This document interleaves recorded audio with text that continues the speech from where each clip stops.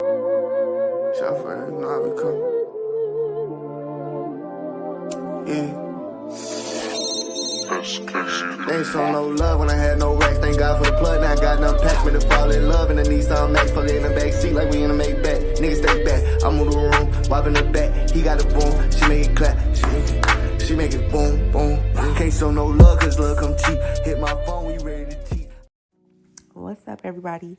Today I'm gonna do a detailed video on how I do my traditional sew-ins. So first I'm starting off with the wash. This was my second wash, or not second wash, this is my second round of washing her hair. And I just used the Aussie Moist shampoo and conditioner. And then you're gonna see me shampoo, conditioner, and then I'm gonna go in with apple cider vinegar conditioner. That smells so amazing. I'm gonna finish off with that, and then I'm gonna blow dry her. And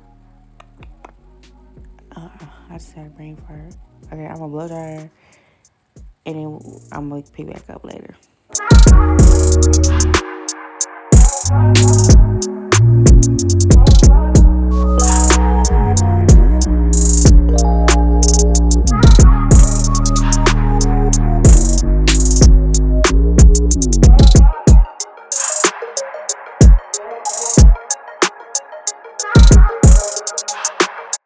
Before I blow dry, I always like to add heat protectant to the hair, and I do not do that lightly. I spray it all over the hair, and then I had to take my jacket off because my blow dryer be getting hot. Like I'll be sweating by the time I finish blow drying my clients, so I had to take that jacket off.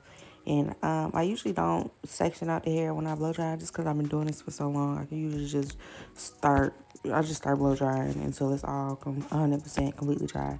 Especially because it's a sew-in. I'm not like blow drying for a blowout or nothing like that. So I don't need the hair to be super, super straight. I just need it to be blown out, dried, and that's it for real. So after I do that, it's when I'm gonna part her hair in the middle and get the leave out parted, and then I'm gonna start on the braid down.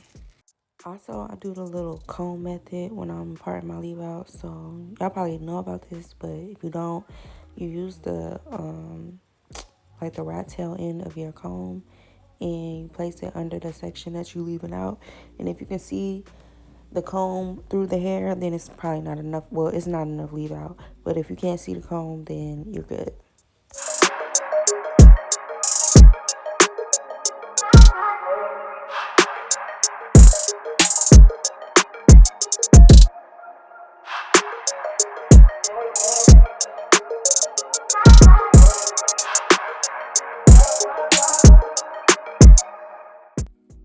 As you can see, I sectioned off the sides of her hair. I usually ask my clients if they want any edges left out or not, and it's always their preference whether I do that part or not. And then the only thing that I do differently now that I wasn't doing in my previous videos is I do an anchor braid around the perimeter. And then once I get the anchor braid done, then I'm going to just do the regular whatchamacallit braids. You're going to see. And don't be afraid to have to redo that braid if you had to redo it, because clearly I just had to redo it because I didn't think it was skinny enough. You don't want no fat anchor braid. You want it to be nice and skinny and flat so that your track is nice and flat at the top.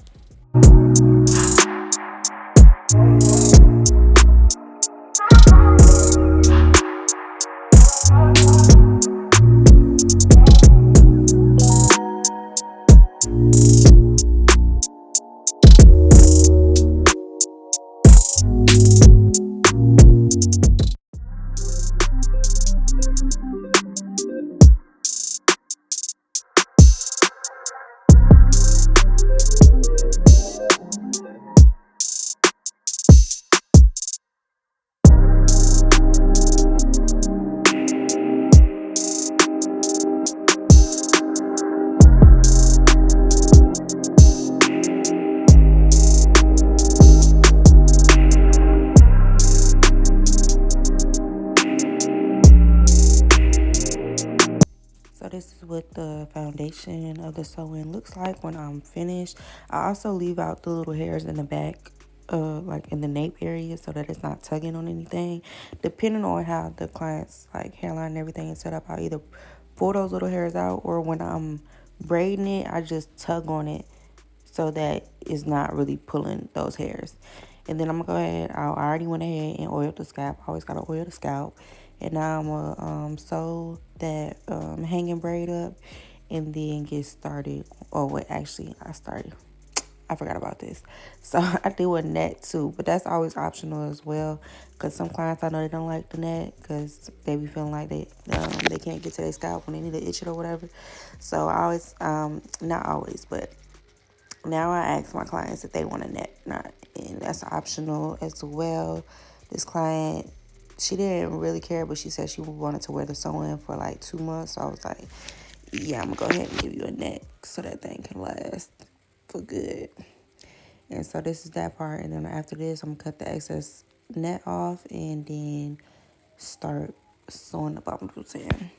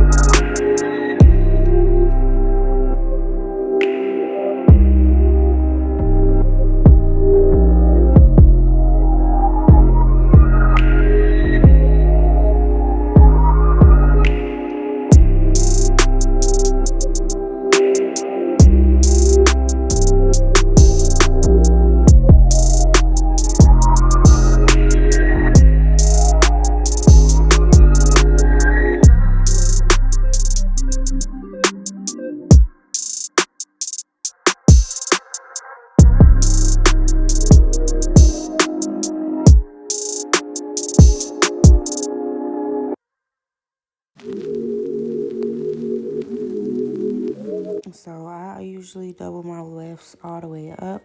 The only time I do single is like I'll do it at the top if I feel like I'm running out of hair and I need to single it to, not run out of hair. But other than that, I double the wefts except when I get to the ends like this, which I'm about to show you. I'll and I'll do the flip over method because I don't like cutting my wefts. So I flip it over, I flip it over, I flip one over, and then like the other over. Hold on, let me figure out how I'm gonna say this. Okay, so I basically I drop one of the wefts, and then I continue the flip over method with the weft that I didn't drop. And then when I flip it over and I sew that down, then I'll like add the weft that I dropped.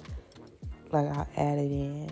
Like I'll flip the weft that's dropped right now, that's gonna be flipped over where it's at. And then the weft I'm working on right now, I'm flipping that over there, right there, like you could see it. Flipping that over right there, and then you're gonna see me continue to sew, and then I'm gonna add in that second weft, and then it's gonna come together. I don't know if I said that right, but I feel like if you just watch it, you'll get it. You know what I'm saying?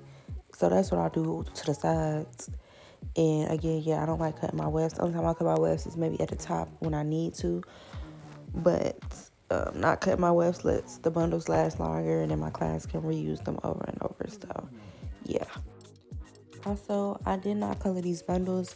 My client colored them to match her leave out. But I do offer coloring services. I just did not do this color.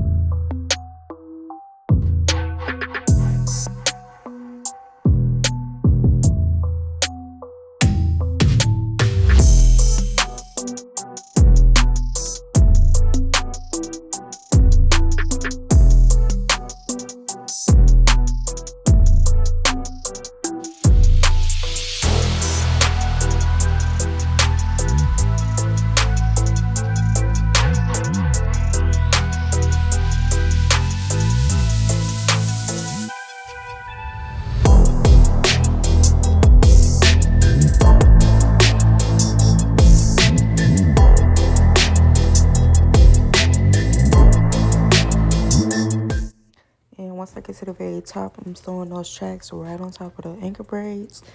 And then that's where I'm going to cut the wefts. And then right here, you're going to see me, that weft I just cut off, I'm going to finish on that on the other side of the anchor braid. And then you're going to see what it looks like in just a second.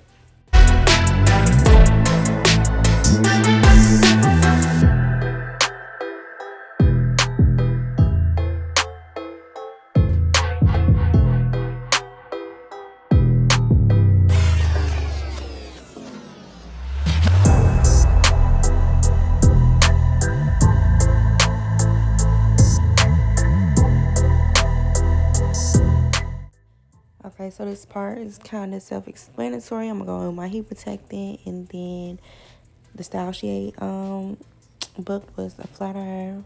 So we're gonna get that hair bone straight. I'm going with my Walmart flat iron because that thing get hot. And we're gonna lay this hair straight out. Nothing real extraordinary about it, but it's satisfying to watch if you wanna keep watching that part. And then in a second, it's gonna go to the next step.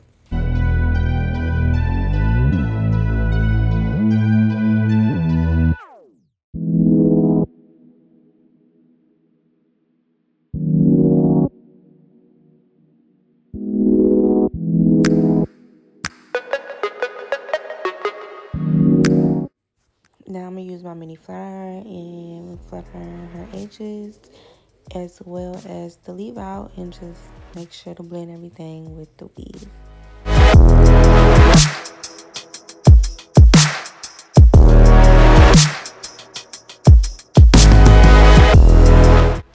Now I'm gonna use my favorite product, my wax stick, and I'm gonna use that to put it on top of the hair to get rid of the flyaways and to really like comb that hair down so that it's flat, neat, and blended. By the way, grab you one of these on my website, stylebykel.com, $9.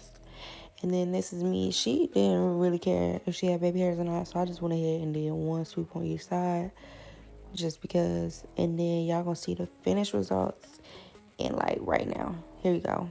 Period. Yeah. Okay. Laid. I'm gonna let y'all watch it. You see it. You see what's going on.